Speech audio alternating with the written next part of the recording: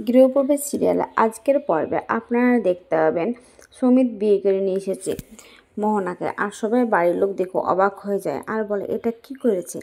তখন সবাই বলে যে সুমিত, মোহনা এখানে কিসের জন্য। তখন সবাইকে কোনো উত্তর না দিয়ে ও চুপচাপ দাঁড়িয়ে থাকে। আর ডোনা সেখানে আসে আর বলে, বাহ, মোহনার বাড়িতে চলে এসেছে, বাহ, এবার তো শুভদীর সব খেল খতম, এসব বলে আর ওখানে দাঁড়িয়ে দাঁড়িয়ে দেখতে থাকে। তখন মোহনা বলে, আপনারা সবাই দাঁড়িয়ে আছেন কেন, আপনারা এদিকে আসবেন না। তখন ওখানে রূপ যায় আর রূপ গিয়ে বলে, সুমিত, এই মেয়েটা কে আর এই মেয়েটা কিসের জন্য এখানে এসেছে। তখন মোহনা বলে, ফাদার ইন ল, আমি হচ্ছে আপনার ডটার ইন ল, আপনার ছেলেকে আমি বিয়ে করেছি আর আপনার ছেলেও আমাকে বিয়ে করেছে। তখন রূপ সমিতকে বলে, রূপ যখন সৌমিতকে বলে যে সৌমিত এসব কি বলছে ও মোহনা। তখন রূপ কিছু না বলে ওখানে চুপচাপ দাঁড়িয়ে থাকে। আর তখন মোহনা বলে, তুমি কিছু বলছো না কেন। তখন ও দাদু ও ঠাম্মি সবাই বলে, সৌমিত দাদু ভাই, তুমি কিছু বলছো না কেন, ওই মেয়েটা যা বলছে সব কি সত্যি। তখন মোহনা বলে, হ্যাঁ, সব কিছু সত্যি। এই কথা শুনে তখন রূপের স্ত্রী ওখানে পড়ে যায় আর তখন ওখানে রূপ দৌড়ে যায় ওকে বাঁচানোর জন্যে।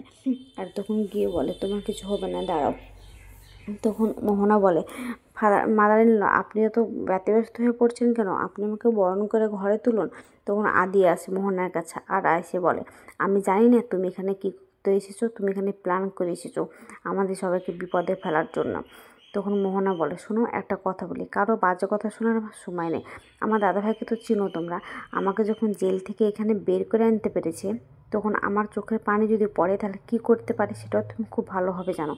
তাই অত কথা না বলে আমাকে বরণ করে ঘরে তোলার ব্যবস্থা করো, তাই না সুমিত। আর তুমি কিছু বলছো না না সুমিত, তুমি তো কিছু বলো, তাই বলে। তখন সুমিত বলে, আমার কিছু বলার আছে এখানে।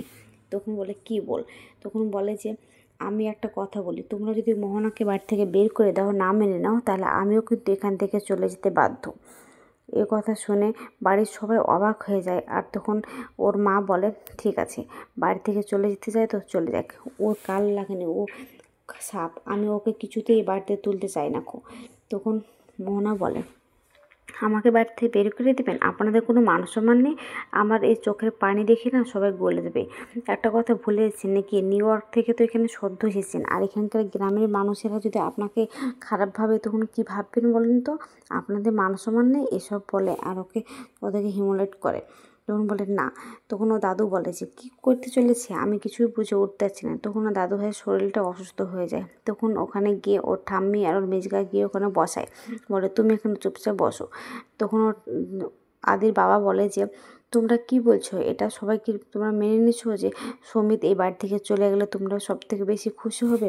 তখন ওর মা আসে আর সমিতকে ঠাস ঠাস করে চড় মারে আর বলে, তুই এটা কি করলি, তুই একবার ভেবে দেখলি না, বিয়ে করার তোর এত শখ ছিল, যে বাইরে গিয়ে তুই বিয়ে করে নিয়ে চলে আসলি, তা আবার এই মেয়েটাকে, এই যে খরিসের থেকেও বাড়া, এসব করে ওকে বলে। তখন মোহনা ওর হাতটাকে ধরে আর বলে, মাদার ইন ল, মারবেন না খো, আমি ওকে বিয়ে করেছি। আর একটা কথা বলুন তো, এই বাড়িতে তো সব থেকে এক করেন আপনি আমাকে ভালোবাসতেন, আমার সব কাছে আপনি হেল্প করতেন, তাহলে এখন আমাকে খারাপ ভাবছেন কেন। আর এই বাড়িতে যারা যারা আমাকে হেল্প করতো, আমি যদি এখন তাদের সম্পর্কে কিছু বলি বা মুখ খুলি, তাহলেও কি সেটা ভালো হবে। আর তার থেকে বরং আপনারা আমাকে চুপচাপ বরণ করে ঘরে তুলে নেন, আর নাহলে কারোর জন্য এটা ভালো হবে না। সবাই যখন আমাকে হেল্প করেছেন তখন তো সবাই খারাপ, আমি তো অতীতে খারাপ ছিলাম, এখন তো আমি এই বাড়ির বউ হয়ে চলে এসেছি, তাই আমাকে মেনে নেন। আমি যত চেষ্টা করছি আমার শ্বশুরবাড়িটাকে বাঁচাতে, আপনারা ততই আমাকে ঘাটিয়ে দিচ্ছেন। এর জন্যে আমি দাদাভাইকে এখানে আসতে মানা করলাম, যে দাদাভাই তুই যাস না। দেখছো সৌমিত, দাদাভাই যদি আসতো তাহলে ওদেরকে কী করতো, ওদেরকে কীভাবে বলতো তুমি বলো, এর জন্যই আমি নিয়ে আসতে চাইলাম না, এসব কথা বলে। তখন সমিত বলে যে, কী হলো, ওদেরকে বরণ করে তুলবে নাকি আমরা চলে যাব। তখন ও ঠাম্মি বলে, সৌমিত দাদু ভাই, তোমার কি হয়েছে, তোমার মাথাটা কি বেড়ে গেছে, তুমি কারো কথা শুনছো না। তখন রূপ বলে, ঠিক আছে, তা ওর ডিসিশন ও যখন জানিয়ে দিয়েছে, তখন আমার ডিসিশনও তোমরা শুনে নাও। আমিও চাই না যে ও এই বাড়িতে থাকতা, ও আমার একটা ছেলে ছিল বলে আমি ভুলে গেছি, ওকে এক্ষুনি বাড়ি থেকে বের করে দাও।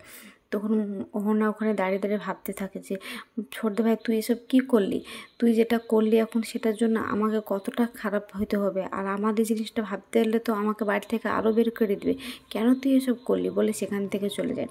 তখন রূপ বলে, আমার মুখের ওপর কেউ কথা বলবে না, আমার ছেলে, আমি চাই না ওই বাড়িতে থাকুক, তা তো চলে যাক। তখন শুভ শাশুড়ি বলে, হ্যাঁ দরকার হলে আমাদের ছেলে বাড়ি থেকে চলে গেলে চলে যায়, কিন্তু এই দুমুখী সাপকে আমরা ঘরে ঢোকাতে পারবো না, কারণ আমরা খুব ভালোভাবে জানি যে মোহনা কীরকম খারাপ তা এসব বলে। তখন রূপ বলে, হ্যাঁ আমি এটাই মানি, ওকে বাড়ি থেকে বের করে দাও। তখন ওর রূপের স্ত্রী বলে যে, হ্যাঁ আমিও এটা চাই, আমার কোনো মন খারাপও থাকবে না, আর আমি কোনো খারাপও ভাববো না তোমাদেরকে, তোমরা বাড়ি থেকে তাড়িয়ে দাও। তখন শুভ বলে যে, না ওদেরকে এই মুহূর্তে বাড়িতে ঢুকতে দাও। তখন আদি বলে, শুভ তুমি ভুলে যাচ্ছ তোমার সঙ্গে আমাদের এই বাড়ির সঙ্গে ও কী কী করেছে। তখন শুভ বলে, না আমি কিছুই ভুলিনি, ওদেরকে বাড়িতে ঢুকতে দেওয়ার আগে আমার একটু বড়দের সাথে কথা আছে। তখন বলে, চলো ঘরের ভিতরে। তখন বলে যে, ডোনা আর শিরিন এখানে থাক, আর বাদবাকি সবাই আমার সঙ্গে আয় বলে সেখান থেকে ঘরের ভিতরে চলে যায়। আর তখন ডোনাও যেতে গেলে তখন ঋদ্ধি বলে, ডোনা তুমি শুনতে পেলে না যে শুভদেব কী বলে গেলো, তুমি এখানে চুপচাপ দাঁড়াবে, কোথাও যাবে না। তখন ওরা ঘরের ভিতরে যায় আর বলে যে, আদি জিজ্ঞেস করে শুভকে, শুভ তুমি কি বলছো। তখন ওর দাদু বলে, দাঁড়া আমাকে আগে কথা বলতে দে, আমি বলছি যে ওই মেয়েকে বাড়িতে ঢুকে কি ঠিক করলে, আমি চাই না ওই বাড়িতে ঢোকাতে। তখন শুভ বলে, আমি মোহনার কথা ভেবে আমি ঢুকাইনি গো, মোহনা খারাপ আমি জানি, আমার সঙ্গে কত বড় অন্যায় করেছে তা, কিন্তু আমাদের বাড়ির ছেলে সৌমিত, ওর কথা ভেবে আমি ঢুকিয়েছি। আমি জানতে চাই যে সৌমিত কেন বিয়ে করেছে তা, আমার কিছু একটা তো খটকা আছে, আর ও যদি এই বাড়িতে না থাকে তাহলে ওকে আমরা কী করে বাঁচাবো তুমি বলো, তাই আমি চাই এই বাড়িতেই থাক। তখন ও ঠাম্মি বলে, আমি শুভর সঙ্গে একমত। তখন ও দাদুও বলে, হ্যাঁ আমিও একমত। তখন ও শাশুড়ি বলে, তাহলে এখন আমরা কি করবো তাই বল, এখন তোমরা বরণডালা সাজাও, এটাই তোমাদের এখন প্রথম কাজ, আমরা ওকে বরণ করে ঘরে তুলে নেব। তখন সবাই বলে, হ্যাঁ এটাই ঠিক আছে, চল বরণ করে ঘরে তুলে নিই। আগামী পর্বে দেখতে হবে যে শুভ মোহনাকে বরণ করছে, বরণ করে ঘরে তুলে নিল।